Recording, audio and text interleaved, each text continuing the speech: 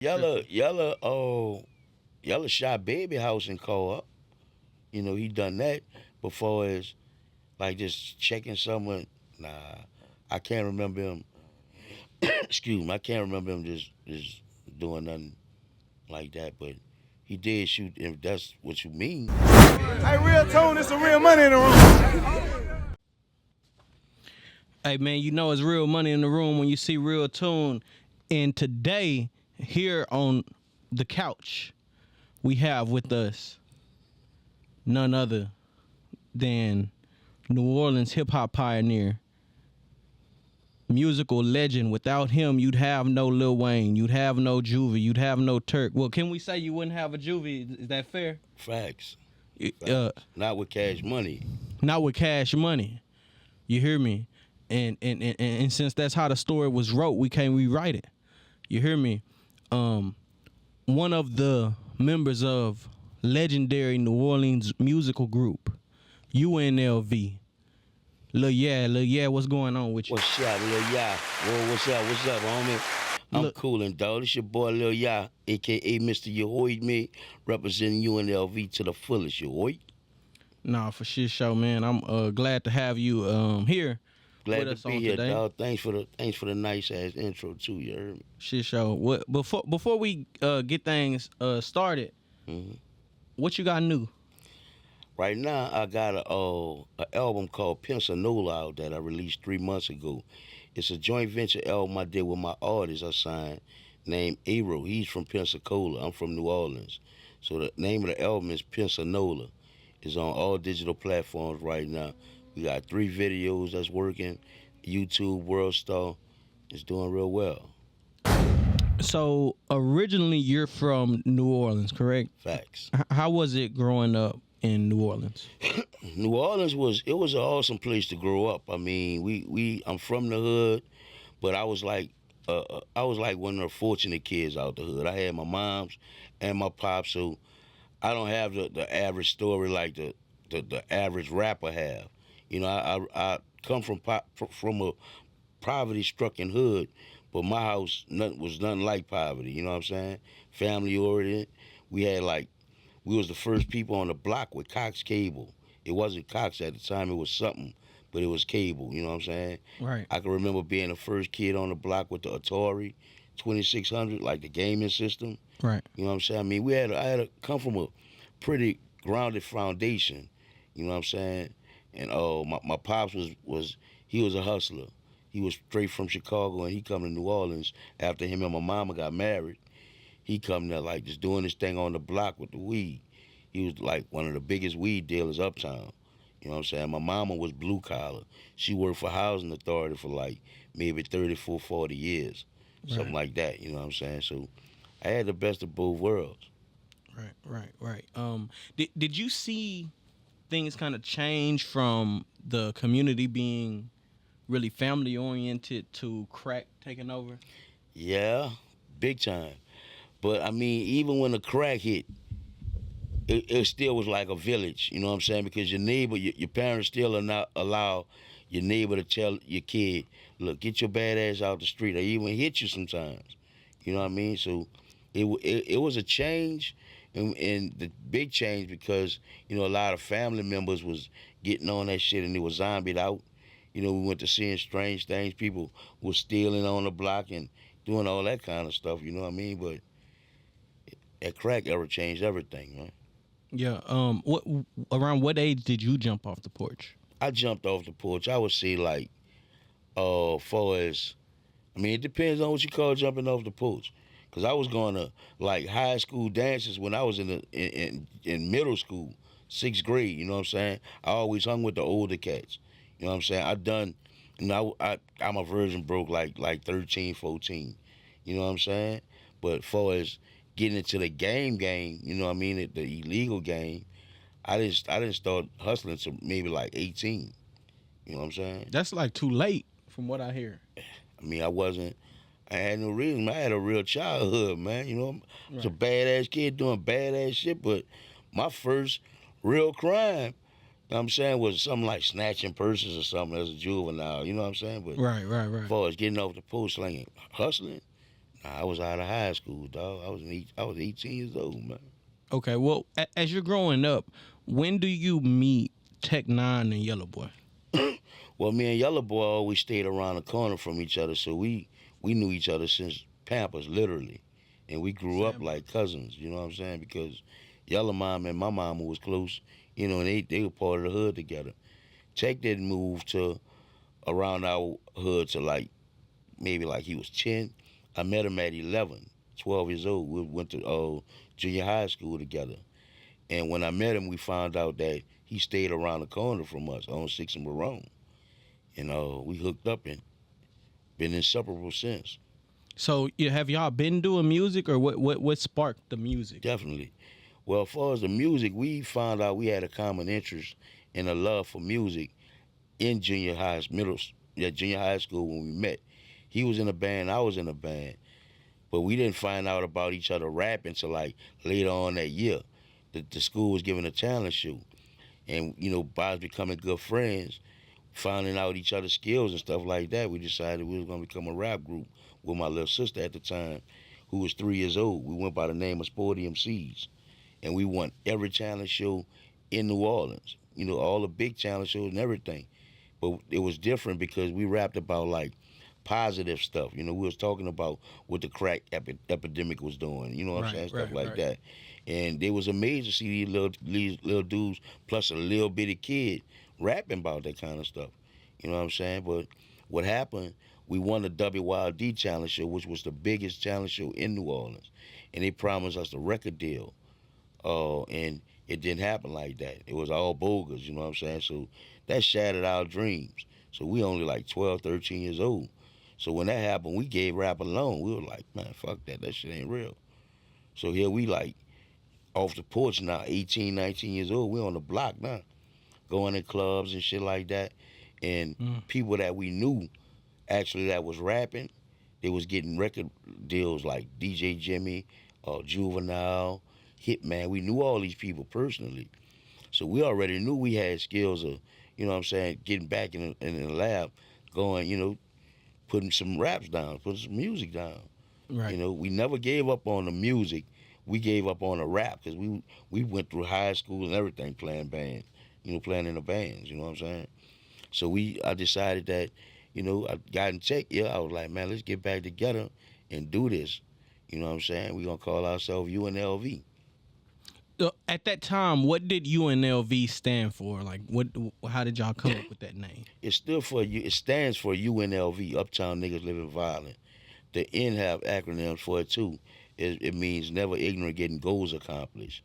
We came up with the name from one of my cousins. Him and his partners, they used to go by the name. It was like a crew. They never rapped or anything like that, but it was like a crew of maybe 6 or 7 of them. They used to call themselves UNLV. So when we started rapping again, I told them, look, dawg, I need that name out, y'all. Y'all cool and woo, y'all doing y'all thing, but we're a rap group now, and I need that name for our group. And he was cool with it. Okay, understood. I'm not sure if you're familiar with Charleston White, but he pushes that word, the N word, and he pushes the same acronym. Okay. Never ignorant, getting goals accomplished. Yeah. So I'm wondering, did y'all invent that, or is that? Nah, I actually got it from Tupac. Tupac was the first person I heard say it. It made all the sense in the world to me. Right. You know what I mean? Actually, back then, we were UNLV, and that's how we was rocking. That's how we were living. But as we got older, we took the acronym from Tupac because we really wisened up. You know what I'm saying? So we was like, we ain't never ignorant. We just getting goals accomplished through our music. Right. But nowadays, we actually, and I'm going to let the cat out the bag, we actually thinking about changing our name to the U. You know what I'm saying? Just to try to see some little violence, you know what I'm saying, in our city. Because so much violence going on in New Orleans. It's ridiculous, you heard me? Word. And I don't want to say we feel like we the cause of that through our music, but we do feel like that way because everybody don't take our music the way we deliver it. We actually preaching to these youngsters, letting them know what's happening if you take this route. Right. You know what I'm saying? We're not actually glorifying it through our music. It just sound good, Y'all start UNLV, and at what point do you meet Birdman? Well, what we did was we made a tape in Newton's, and we had the song called "Another Bitch" was our first song, back to the game. And Yella Boy wasn't a part of our group at the time. It was just me and Tech Nine. So we actually went to the studio by a dude named T-Bone, had him make a track for the song "Another Bitch" that we had made popular. And once we got the song recorded, we actually recorded it on tapes. Back then they had tapes. It wasn't even CDs at the time, cassette tapes. So a lot of these kids don't know what I'm talking about, but they could look it up. You know what I'm saying? We used to dub the tapes, record the song on each side of the tape, and sell it for $5. So somehow, baby, this tape got real hot in New Orleans because we sold a hell of a lot of tapes by ourselves. But baby, them got a hold of one of the tapes and arranged a meeting with a guy named Kevin, rest in peace. He was a friend of T-Bone who actually made the track. So once he arranged a meeting, we went to the meeting and hollered at him. That was the beginning of Cash Money. Oh, that was the beginning of Cash Money. That For wasn't us. the beginning of UNLV. That was the beginning of Cash Money and UNLV together. So that was the beginning of our relationship. At this time in history, Wayne wasn't with Cash Money. Nah. The Hot Boys. The only, your mic out too. Mic check. All right, you good. The only time, the only artist they had signed to their label was a guy named Kilo G. Rest in peace, Kilo. Okay. We was the first group signed to Cash Money Records. Interesting. So how did that initial meeting go? It went well, man. Actually, I remember it like it was yesterday. We went to the building that the office was in, not knowing exactly where the office was at because that was our first time. So we laid there, got on the elevator. Who we on the elevator with? Slim and Baby. We never saw them, they never saw us. We dressed like dope boys, they dressed like dope boys. We in a building like nothing but damn business people with suits on and shit like that, you know what I'm saying? So we looking at each other like, damn, what them dope boys doing in here? They looking at us like that, you know what I'm saying? So we both get on the elevator, all four of us, me, Slim, Baby, and Tech. We get on the elevator. It goes up to the 5th floor. And they're not expecting to meet you. They're expecting to meet your guy. No, they expecting to meet UNLV. But through the guy, so they haven't met y'all yet. Right, they never met us yet. It's their first time meeting. Right.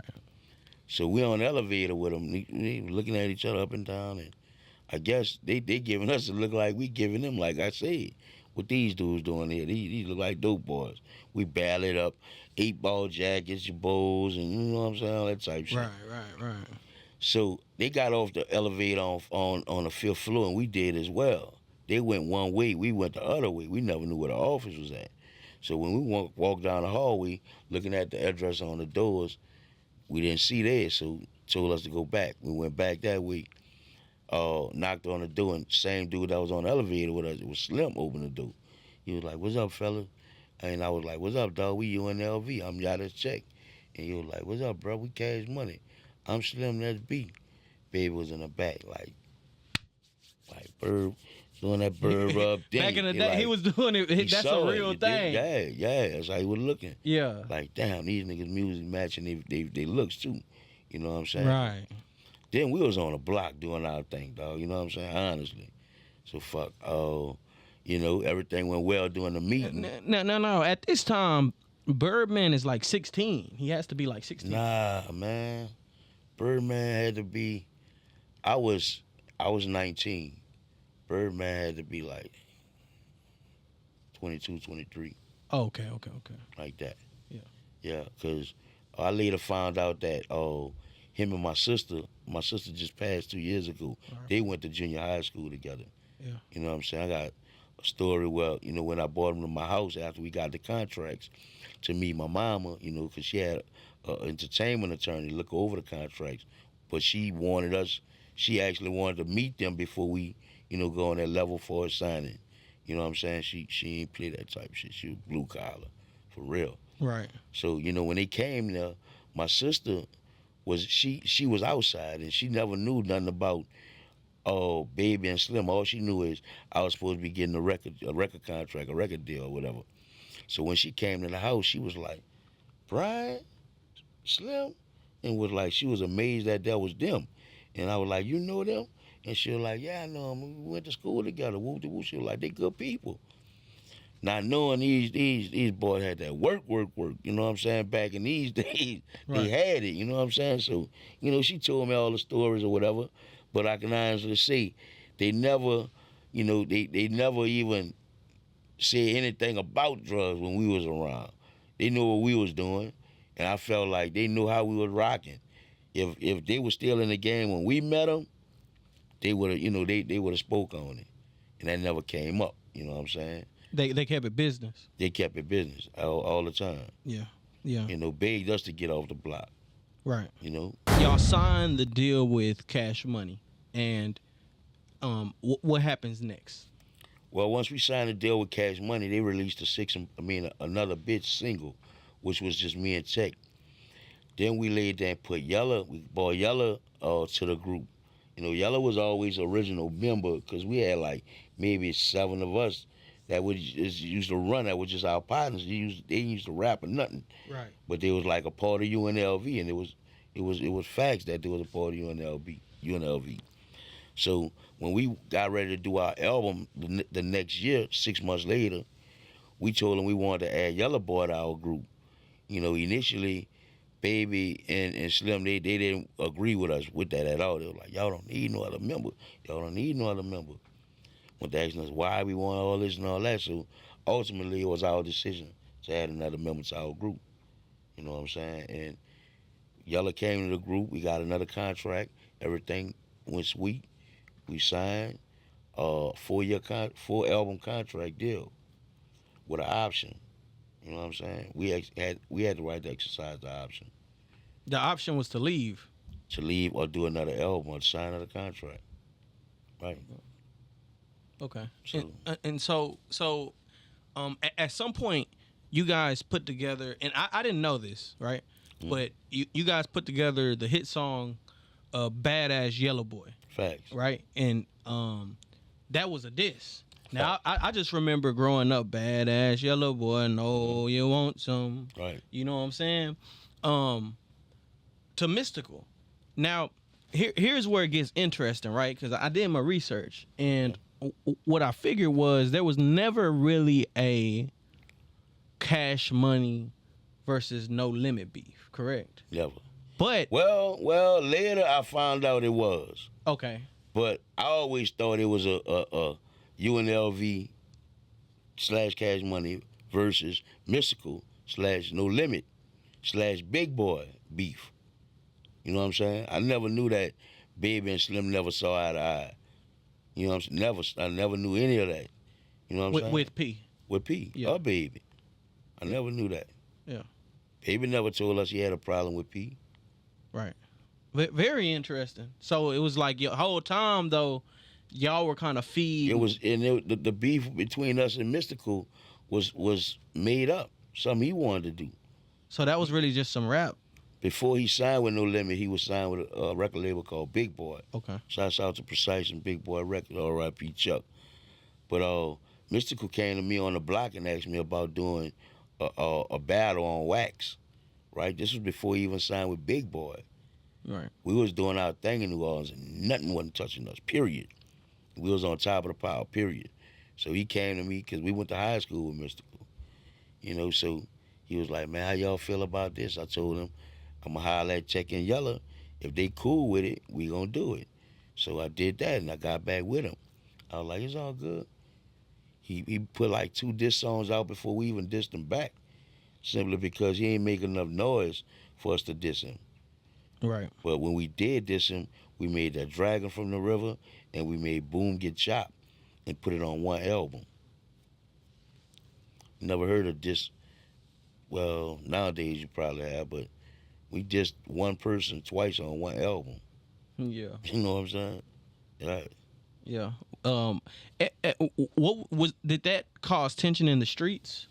Yeah, I mean, everybody thought it was real up until like 3 years ago. So our hood really couldn't stand Mystikal, man. And all the while, that's how I do. That's one of my favorite artists. Yeah. You know what I'm saying? Y'all ain't never make it a point to nah, correct it for the record.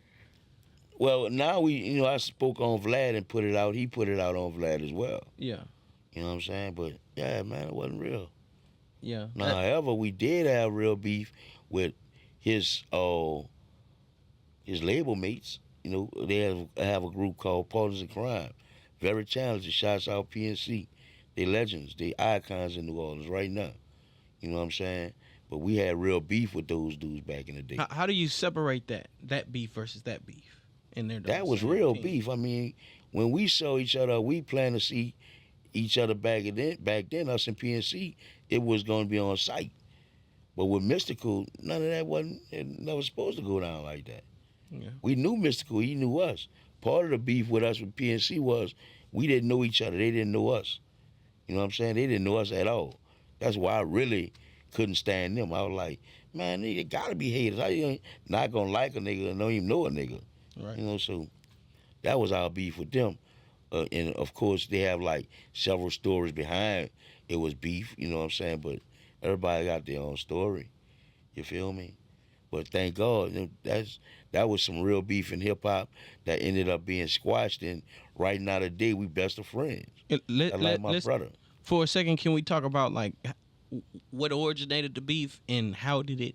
Well, if you squashed? ask me, I would tell you they didn't like me first of all. They didn't like my group first of all because they didn't know us. They didn't like us because they auditioned for Cash Money to get a record deal, and Baby them asked us to audition them to let us know what's happening if they talented enough to sign. We told them no. You know what I'm saying? One of the artists, Kango Slim, shouts out to Kango. We thought he was trying to be our artist, one of our artists, Tech Nine. You know, his style was so similar to Tech. We was like, man, he trying to be us. You know, he trying to be Tech. Woo de woo. You know what I'm saying? So we felt like that the beef could have stemmed from there. Right. You know, Tech was messing with the same dude, Kango Slim. He was messing with his wife back in the G, and he found out that. So that could have been a beef from there. But you ask them, they got, different stories or whatever. You know what I'm saying? Right. That's still wild to me that was like a fake beef. Yeah. And you feel like y'all profited from the beef? Yeah, big time, man. That was our biggest song to this day. Yeah. We still doing shows off that, dog. I mean, people I don't mind performing it, but it's so like hard to perform. You know, that was one of Yella main songs.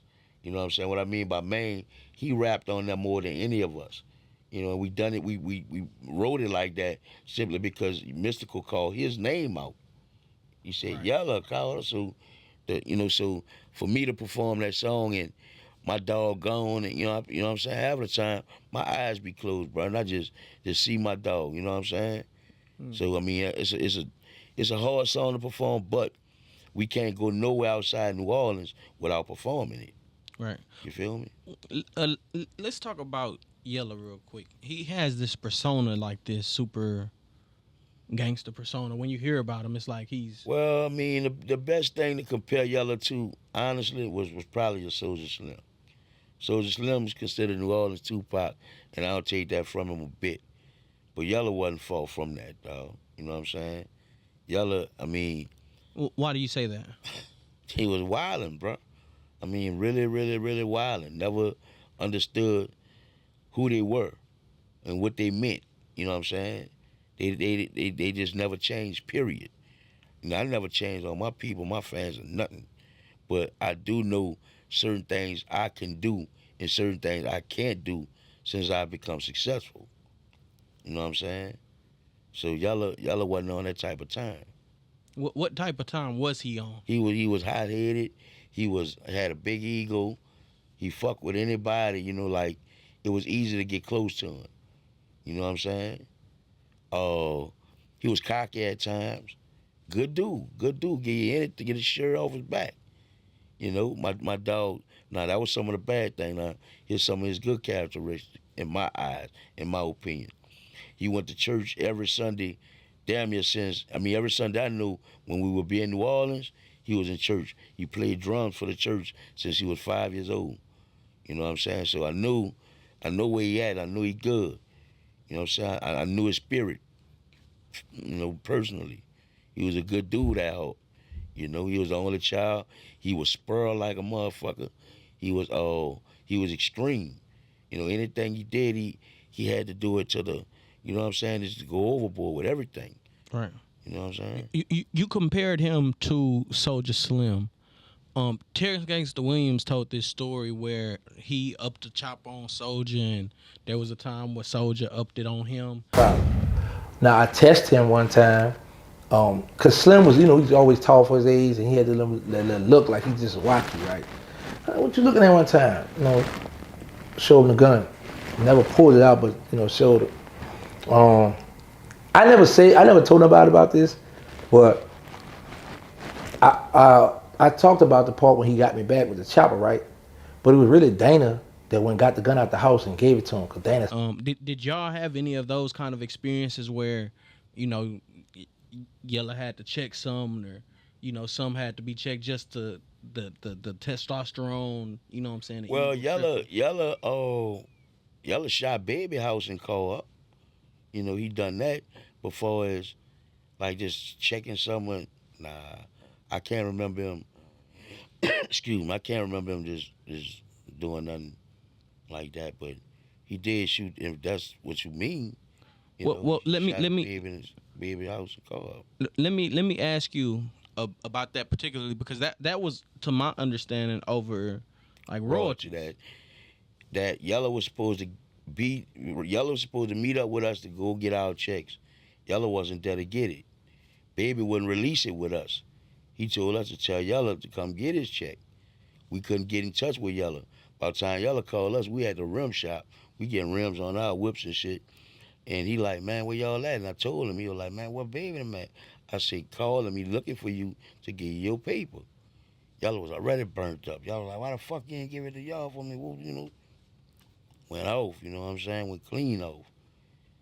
So he went over there. We didn't even know what he was going to do, dog. We ain't know that at all, bro.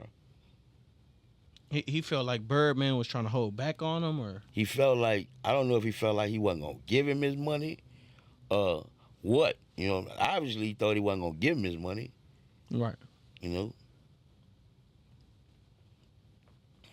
shot his house up. Shot his house up. Now, to my understanding, Birdman in New Orleans is like a godlike figure at this point. You know what I mean? Like they having their way. Yeah. You know what I mean? And we all was. But Bird was over. That was our CEO. Right. You know what I'm saying? And for him to, for him to go that far with Bird is like. Yeah, and I don't mean to make my dude look bad no kind of way, bro. But he had a heroin addiction. So maybe that caused him to trigger off like that or whatever. Yeah. He had a bad heroin addiction. I think Turk, a few people talk about how heroin was the drug of of that time. Like in Texas, lean is a sherm sometimes be the drug of choice. Well, during this time in New Orleans, it still is. Heroin is the drug of choice. That's what the majority of the people prefer. Is the heroin. Heroin. Yeah. So this situation happens where he shoots up Baby's house, and how is this resolved? Well, when he shot up Baby's house, he called us and told us what happened. Baby called us and was like, man, y'all know Yella shot up my shit, woo the woo. I was like, yeah, you see. He said, yeah, man, we was in the house. And then he ain't rang the bell, and he just pulled up just shooting. And I was like, damn, how you know it was him? He said, we saw him through the window. I was like, damn, for real? Fucked me up, you know what I'm saying? I was like, damn. So he was like, man, woo the woo, man, I can't believe he done that, dog, woo the woo. So when Yella contacted us, Yella told us, he said, say, dog, I pulled the act off, bro. I'm by my people house. But I shot up Baby house and called behind my check. I was like, yeah. He said, yeah. So later, probably about 2 weeks later, whatever, they had them talked and shit over the phone or whatever. They met up, Yella and got his check. And it was that from there. You know what I'm saying? Everything was squashed. So Yella ended up getting paid? Yeah, Yella got paid. The same check was dated and everything. Yella's paid. Now, this period, y'all are actually requesting out of the deal with Cash Money. Well, before that, actually, they knew that we didn't want to do another album after Uptown for Life. We had already let them know, look, dog, we want to start our own label with hopes of, tying it in some type of way, or maybe get a distribution deal through Universal from them, or any kind of way. They wasn't seeing that. They didn't want us to lead a label at all.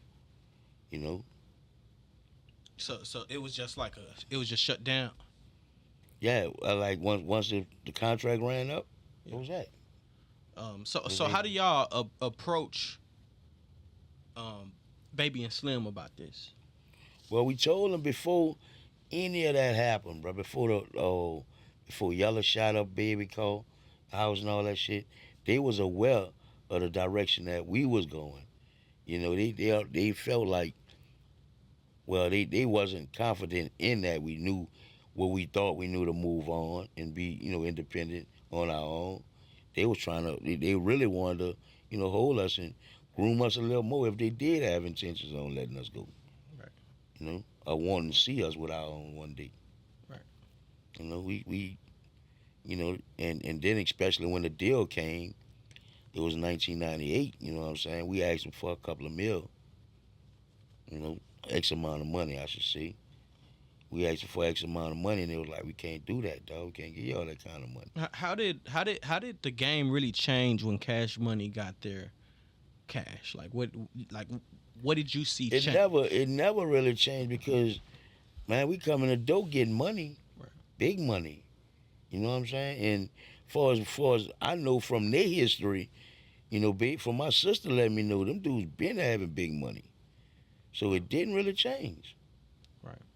It didn't really. I mean, bigger money came, so they bought bigger things or whatever. But just knowing how it feel to have, right? You know what I'm saying?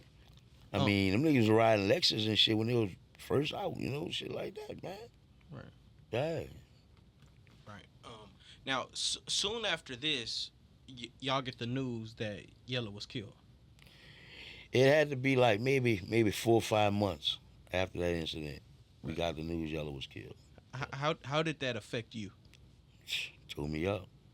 Deal with that every day to this day, man. That was my best friend, bro. Yeah. You know what I'm saying? 2 years old, 3 years old. Memories, For real, for real. Deal with that shit every day, man. How was it like moving on musically? Well, we had to think about it and get our thoughts together. We knew we wasn't stopping. And we also knew we wasn't going to add another member, right. Because we always talked about shit like that. Like, amongst each other, we're like, bitch, you die, I'm going to do this for you. I ain't going to never stop rapping. We're going to always yell your name and all that type of shit. We used to have those type of talks amongst us, me, Tech, and Yella. So, and besides, adding another member to the group would make people that really know our group compare them to Yella, and we don't want to do that. You know what I'm saying? No, there was nobody you could compare to Yella Boy. Mm. You know what I'm saying? Own style, period. Yeah, man. When at a point, like at least from the outside looking in, we were hearing about New Orleans, being the murder capital at a point. You know what I'm saying? Like it's just always seems to be, some street violence going on. When Soulja Slim was killed, it was like a big deal. But then Juvenile, it kind of took off. Was this around a similar time, or was this further down the line? Yeah, it was. It was like down the line. Far as they getting a deal or what? Far as what? Well, I'm trying to compare because you made the Soulja Slim comparison earlier, and I guess I'm trying to see. Nah, it wasn't 10 years since they death. That's right. Slim died in I think it had to be like what? Probably was 10 years. Did Slim die before the storm? Yeah, Slim died before the storm. Yeah. Storm was in 05. So Slim had to be murdered in what? 03, 04, something like that. It wasn't 10 years though. Yeah, I guess the point I was making was the city affected in a similar way?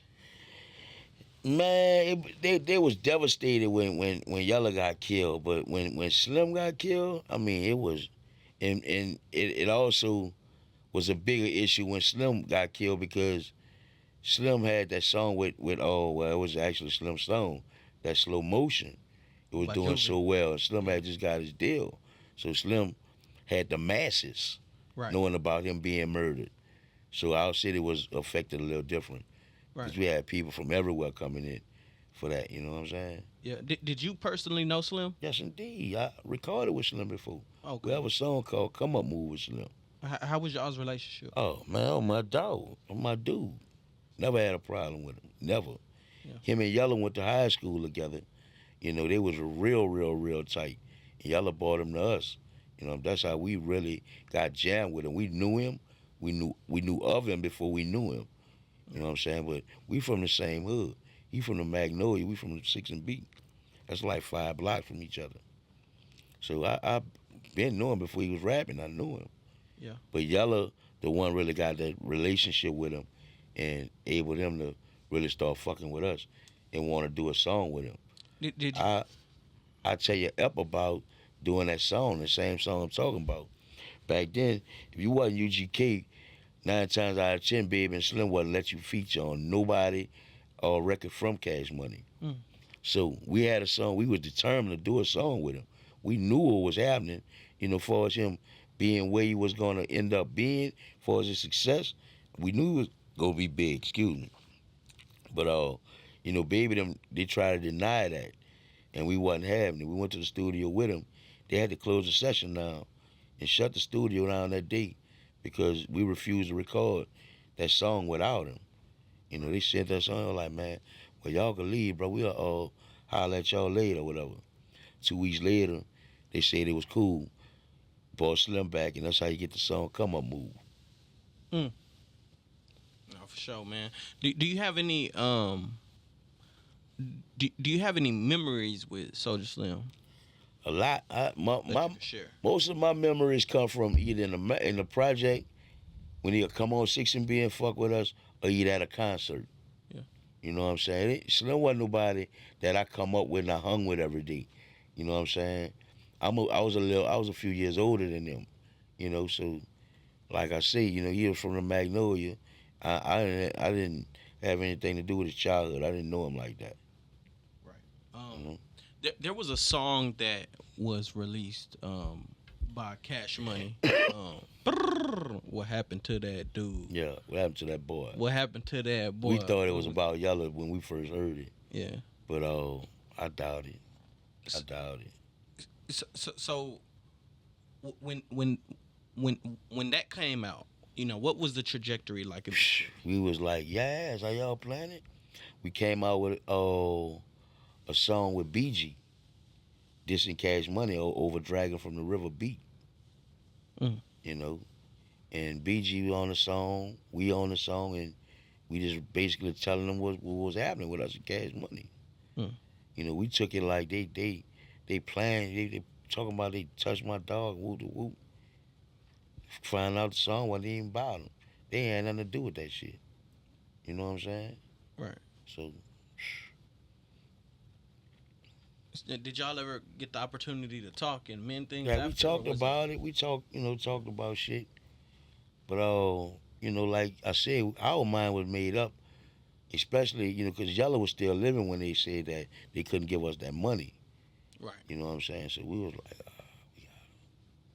we was still where we was at with it. Right. Well, when y'all ended up suing Cash Money, right? We ended up suing them because once we got off the label, we found out that even though we was getting what we wanted, what we earned was much more. You dig? So we took them to court. 2002, 2005, we won our lawsuit. We won the masters to all our material, X amount of money. You know what I'm saying? So now we own the rights to everything. How did y'all win the lawsuit? Because they had some, well, for looking at the paperwork and the courts and all that, they didn't know what they was doing, basically. It wasn't a thing that they just fucked us and took our people. It wasn't like that. You know, we found out they had publishing shit like that. They wasn't even filling out the papers, and you know they had a lot of money lingering that they couldn't even touch because they didn't do the things that they were supposed to do. You know, there was young CEOs and we was young artists, so a lot of shit wasn't handled the way it was supposed to be handled. Right. You know, but anytime we stepped in the dudes and say, dog, I want this, I want anything. I'm talking about from cars to jewelry, anything. You know what I'm saying? Yeah, I think I was watching an interview and Baby was actually talking about how, you know, he didn't, you know what I'm saying? He didn't know. Right. There was just a lot of things he didn't know. I saw that interview. And a lot of people don't know. To this day, like most folks don't know this stuff. This isn't things that most people, that's the part of the game that's sold, not told. Right. But he was taking care of folks. Right. You know what I'm saying? And so that had continued though. That same type of. Well, I mean, I can't remember a time that either one of us went to him and didn't get what we asked for. You know what I'm saying? Whether he looked at it, see if he could owe us this or we owe. I mean, if it was recuperable or whatever, it didn't matter. We was getting it. You know what I'm saying? But what we earned was much more than that, and we went to discovering shit. The first thing made us feel like, you know, something wasn't right was the show money. You know what I'm saying? We found out that he booked us for a price, and a promoter ran across us and told us it was a different price and showed us the contract. So that opened all the can of worms of maybe something else. Maybe they done this. Now we young as fuck. We thinking they done all this shit on purpose. You know what I'm saying? But all the while they not knowing. They didn't know the business. You know what I'm saying? So we learned that from their mistakes. Why did it have to go as far as a lawsuit once you started figuring out, you know what I'm saying, this was done wrong? And I mean, why not? I mean, y'all just coming to a whole bunch of money. Rightfully, we helped y'all get that deal. Our numbers is the reason they got that deal for the album we sold. Right. Along with BG helping out big time. You know what I'm saying? And a few more artists that played their role on the label. Miss T, Kilo G, Lil Slim. Lil Wayne was on the label, but he wasn't active at the time. You know what I'm saying? PMW, Heavy. Everybody played their role, but ultimately it was our numbers that got the deal. So we feel like, look, can't nothing we ask you for be that big, you can't give it to us. That was our frame of mind, dog. Right. Around the time that you guys were transitioning out of Cash Money, you got the Hot Boys transitioning into Cash Money. Right. Terrence Gangster Williams, I've done a few interviews with him. I'm familiar with him. I know him, you know what I'm saying, to the degree in which I know him, you know what I'm saying. He's done great business, I will say. Gangsta was one of the original Hot Boys. Facts. When you were in New Orleans, did you hear of the Hot Boys? Yeah. Yes, indeed. What kind of they reputation? Was my dudes. I wasn't a hot boy. I didn't rock. I didn't roll with them. You know, when they done what they done, that was them. You know what I'm saying? I had my own crew, but that was my dogs, all of them. But Dooney the only one I don't remember. Check telling me, you know, he be telling me he don't see how I don't remember Dooney, but I don't remember the dude for nothing. Yeah. You know, I remember Mosquito, Gangsta, Sterling, Stone, all of them. We all come up together, man. Yeah. There was a picture floating around with one of them in Gangsta's lap. Yeah. And Gangsta talks about how that was like a normal thing in New Orleans around that time. Yeah, man, that wasn't nothing. I saw what you're talking about, but that ain't nothing big in New Orleans, really, bro. I mean, niggas be wild out all along you taking pictures. Yeah. You know what I'm saying? Back in those days, we was all young, so yeah, man, that's the internet with that, dog. Yeah. That one, nah. They well, you know, Turk on Vlad mentioned like gay games. You know what I'm saying? Like in New Orleans, they have these gay games that guys play. Is that like a real thing? I mean, to each his own. If you play it, you play it. If you don't, you don't. Most of the cats that done juvenile time, they play like that. You know what I'm saying? I ain't never went to juvenile jail a day in my life, and I never played gay games, dog. Right. I mean, chap nigga on the ass, talk my nigga ass, I don't play all that, dog. I don't play with nobody, and I don't expect no male to play with me. Right. You know what I'm saying? So Well- each his own with that, bro. But that don't mean everybody gay. Right. You know? So my curiosity comes here though, right? When you're seeing the rappers, the Hot Boys, and you're knowing the street cats, the Hot Boys, Yeah. and they assumed the name under the Cash Money umbrella, what were your thoughts? I thought it was a small move. See, first of all, we was under the impression that, they were trying to recreate a UNLV with the Hot Boys. Because right along when we was getting off the label, they was being put together as a group. Because rightfully, Juvie was a solo artist. Lil Wayne and BG initially was the BGs. But when Wayne finally... What do you mean the BGs? That was a group called the BGs. The BG, B Jizzle, his name was Lil Doogie. Lil Wayne name was Lil Wayne. But when the group didn't go like, how it was supposed to go, because I think Lil Wayne mama didn't let him sign at the time or whatever, Lil Doogie ran with the name BG. That's how you get the BG. You know what I'm saying? But them two was supposed to be a duo. When that didn't work, Lil Wayne was going to be a solo and artist. BG, does that really stand for Baby Gangsta? Baby Gangsta, right. So it was Baby and it was Gangsta. Yeah. Oh, okay. But it was the Baby Gangsters at first. Right. He just ran with the name BG. Right. Yeah. Right. Wait, and you were saying about Wayne though. Yeah, Lil Wayne was a solo. When his mom did let him sign, he worked on an album called True Stories with the BG.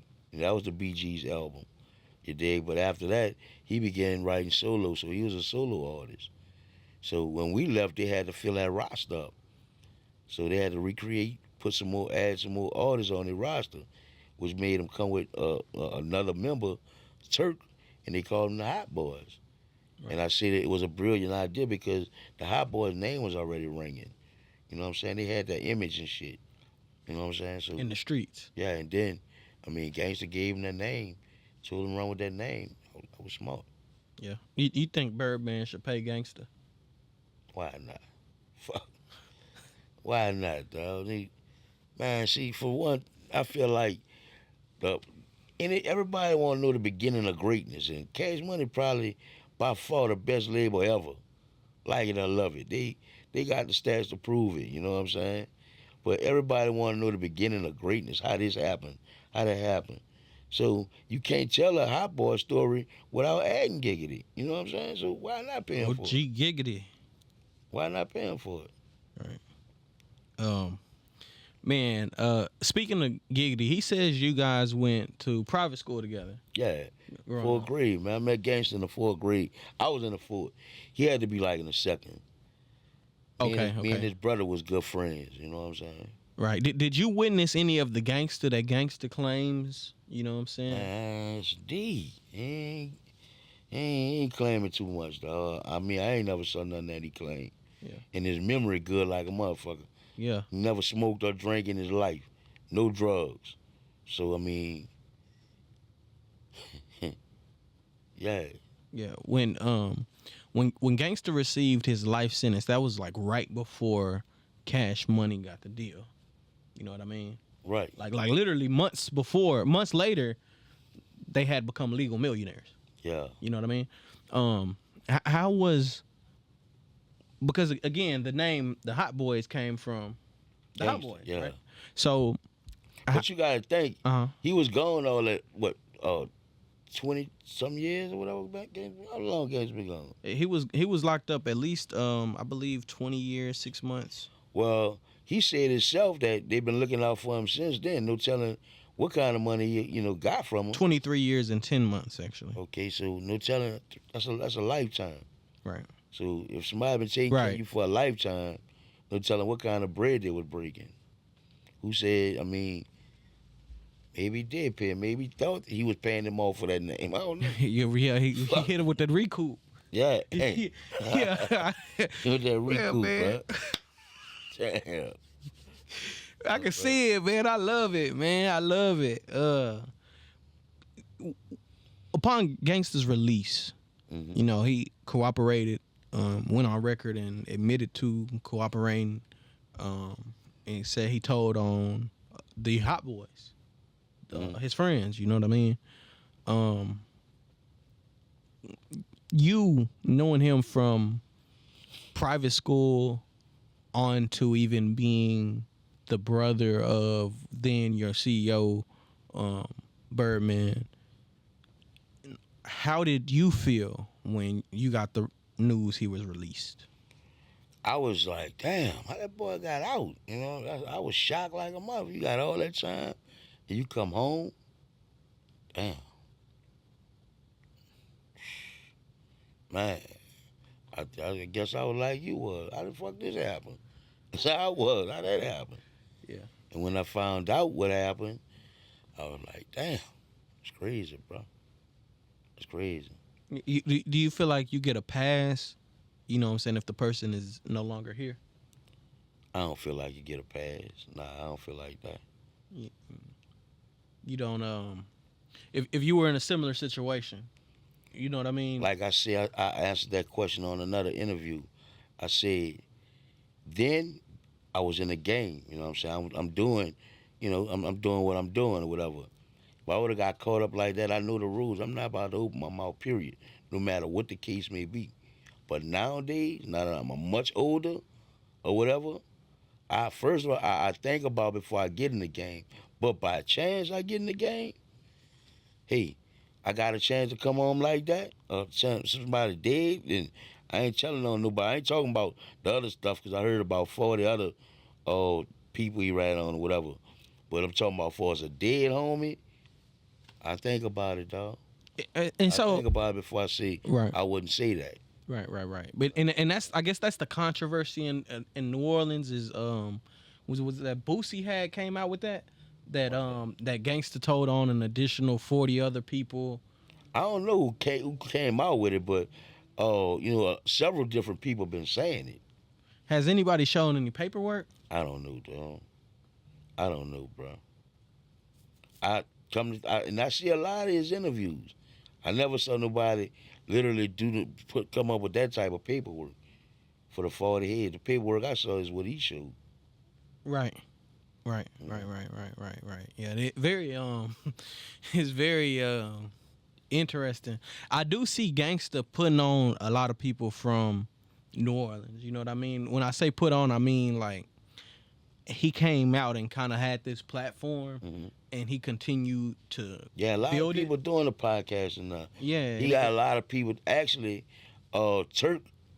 Turk got a podcast. Shout out to Turk, our boy Turk. Our boy Turk. And, he was telling me and gave me the bright idea to start my own podcast. You know what I'm saying? By the way, my podcast is Be Real 23 Podcast.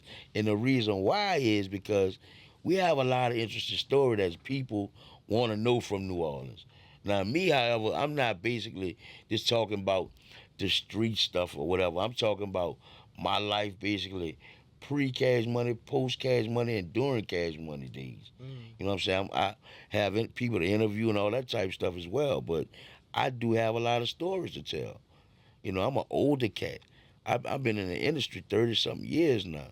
You feel me? I'm ready to sit back and relax. Besides doing CEO work, do something like this, let people know my story. You know what I'm saying? Yeah. Because if I don't, I feel I'm known as a quote unquote legend in New Orleans. If I don't, somebody gonna come back and tell my story and tell it the wrong way.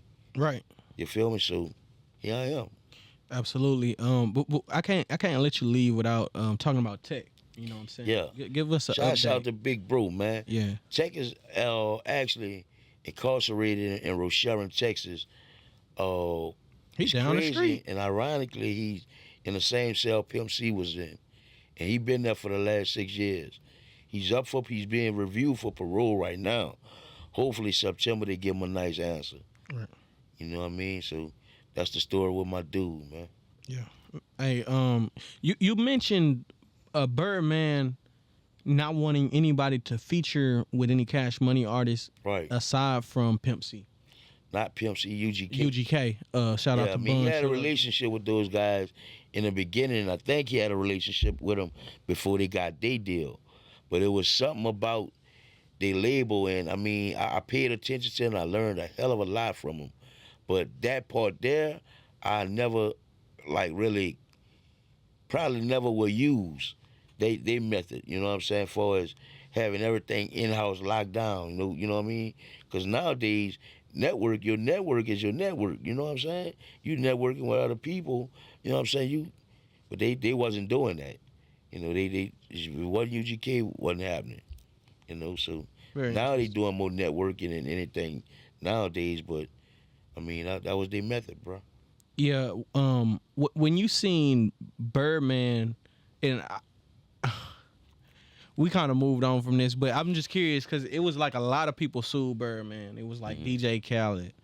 I think Bow Wow may have sued Birdman. You know what I'm saying? Lil Wayne sued Birdman. I don't know what it was. I mean, obviously they can't have the same story that we have because Birdman was well in the industry 20 years after all that shit happened. Right. We was in the fresh in the beginning. Right. So I mean, hey, Bird probably.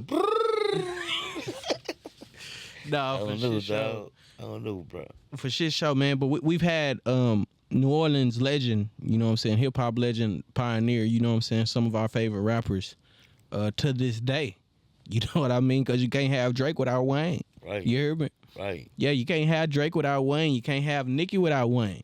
Yeah. Yeah, all the Barbies out there, the dolls, Cuban dolls, Asian. You wouldn't have these people without Wayne. And you wouldn't have Wayne without UNLV. Big You know fact. what I'm saying? Big fact. Shout out to Lil Slim too, man, because you definitely wouldn't have had Lil Wayne if Lil Slim wouldn't have bought Lil Wayne to meet Baby at our autograph session when our album release was coming out. So hold on. You saying Wayne was signed at your autograph session? Facts. So how did No, that? that's how he introduced. That's what he Okay. met at. That was his first time meeting Baby, personally. So he pulled up on y'all for real. He pulled up to buy our album. Lil Slim already knew Lil Wayne. Lil Wayne from around the hood. He introduced him to Baby. Said, Lil Wayne, he was like, Baby, check this little dude out. He live around my house. Listen to him. So that's where it was at our autograph session. In Odyssey, where DJ Khaled was working at the time, selling records in Odyssey store. And this is how the whole. I know. I mean, this was 94. Yeah. Khaled wasn't who he is now. Probably didn't even have a vision of being who he is now. Right. But during this time, he was selling our records at the record store, Odyssey Right. record store. You know what I'm saying? Yeah. That's facts. Would you say you inspired Wayne? Yeah, it had a lot to do with inspiring Wayne. Why do you? Wayne feel used to that way? call us all the time, and while we was on the road with Cash Money, you know what I'm saying? He was ready. He wanted to be in that life. You know what I'm saying? And lyrically, he was ready. He was just too fucking young. We'll be on the road. I can remember times he asking us to critique his raps and asking us what he need to do and what he need to, what to be better, a better verse or whatever. We never had to do none of that because he was always on point with everything. Right. You know what I mean? So, yeah, I had something to do with inspiring him. He said it a few times anyway. And I definitely know that we had something to do with his Go DJ record. Go You know, DJ. we had Go DJ 'Cause that's my first. DJ. What you mean? Our Go DJ came out first.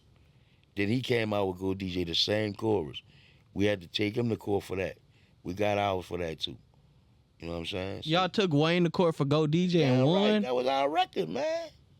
That was our record. We What do you won. mean y'all record? Like the lyrics? The chorus. I mean, the concept, not the concept, because our concept was, shouts out to all the DJs, too. Our concept was to glorify the DJs. Right. Lil Wayne was just lyrically, going crazy on that bitch, rapping, you know what I'm saying? But we made a song for the DJs. He later came back with that same hook. Go DJ, that's my DJ. That come from us. And that was enough to take him to court. The people knew, they had to give it up.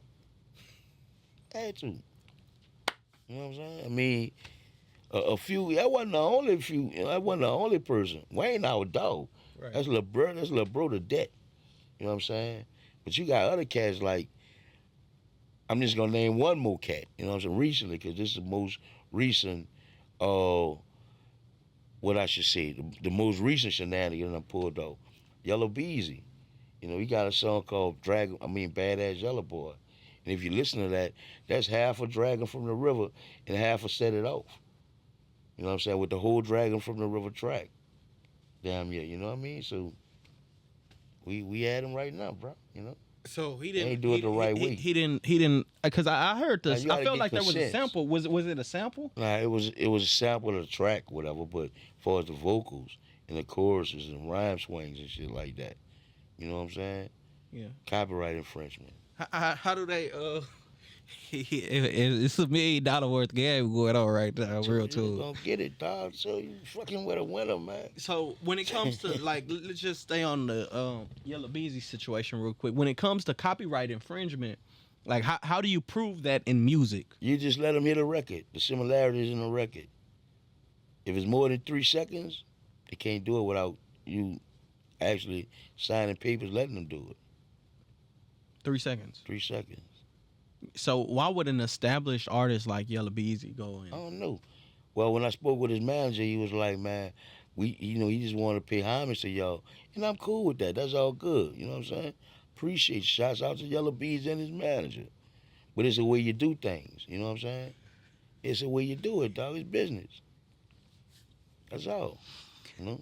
So is there a way for things to get resolved before they go to the court? Yeah, they have the option to resolve it. Like I said, when I spoke with his manager, that he had the option right there. Low Deezy. Low Deezy. Yeah. He told me, look, man, I'm going to take care of that woo the woo. He ain't never got back at me. And I ain't the type to keep on bugging you, man. You know what time it is, bro. You know what I'm saying? Yeah. Yeah, and I know Low Deezy, he's been on the couch before. He's a good dude. I hope y'all figure that out, you know what I'm saying? Man, I mean, it's business, man. In business, I don't let my emotions get in the way with it at all. Right. You know what I'm saying? But I'm about my business, for real, for real. Hey. You know what I'm saying? So, I mean, he didn't reach out when he was supposed to, so he left us with no choice. Yeah, for sure. Shouts out to Yella Beezy, y'all. Shout out to Yella Beezy, man. Calling no mustard, man. Low Deezy, man. Oak Cliff Business, man. You know what I'm saying? The whole DFW family. I love Dallas, by the way. Love Dallas, man. Fuck, one of my favorite cities to visit. No, for show, man. The whole nine, man. Trap Boy, you know what I'm saying? Who else from the Cliff? Man, Go Hard Black, G. man. Y'all probably... You remember Go Hard Black? One of my dudes, man. I know Twisted Black. I don't know knew if that's Twisted the same. Black, too. Shouts out to Twisted Black. Yeah, forward. Uh-huh. You know, yeah, man. No, for Fuck with sure, that. man. I definitely enjoy this dialogue and conversation, man. We're gonna definitely have to have you back. It's all good, man. Get at me, man. Get at me, dude. Shit show, man. Is there anything you want to let the people know before we? I just want to, send a big shout out to all our fans from day one, 1992. You know what I'm saying? Up until now. Appreciate y'all. Tell y'all grandkids about the U. You know what I'm saying? We ain't got a reason to retire yet, you heard me? So we still doing our thing, man. Man, love the real tune. You wait, man. Yeah. Wow. Buddy, wow. Oh shit. Yeah. I had to. Hey, real tone, it's some real money in the room.